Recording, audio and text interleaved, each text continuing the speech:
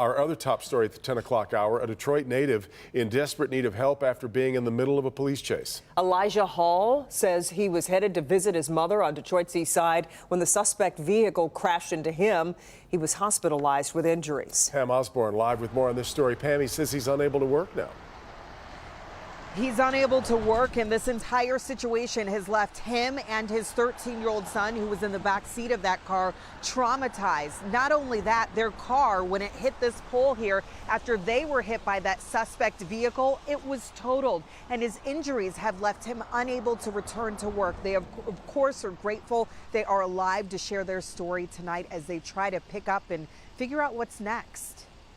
As a father, I look to protect them from these type of situations, and to be smack dead in the middle of it with no control, you know, hoping that my son is still alive. Black male, yellow plaid shirt. The man you see here running from Warren police is 29-year-old Willie Lee Allen. This video was taken by a passerby. It shows the end of a police chase that started in Warren on Monday, ending here near 8 Mile and Fenelon Street in Detroit. Now take a look at this. We'll slow it down. One of those cars, the one that's smoking, belonged to Elijah Hall. Next thing I know, I'm heading straight first into this pole, thinking about, man, it's just about to be my last moments with my son. The Detroit native and his 13-year-old were in town from Ohio visiting with family when he wound up in the middle of a police pursuit and shootout.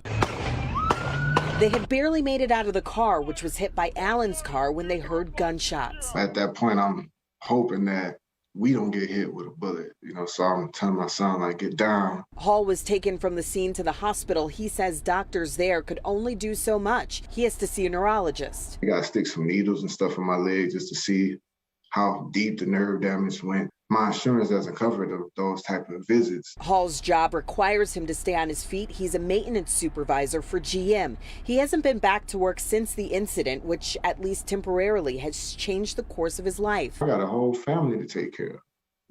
And my wife and my children, they look to me for support. And so what he has had to do now is create a GoFundMe account to try to help them get by in the meantime. He said he did reach out to his insurance company about possibly getting some help with his car. The problem is, he says, he was told that driver did not have insurance. That man now in police custody, facing several felony charges tonight. We'll post all of this information on our website for you.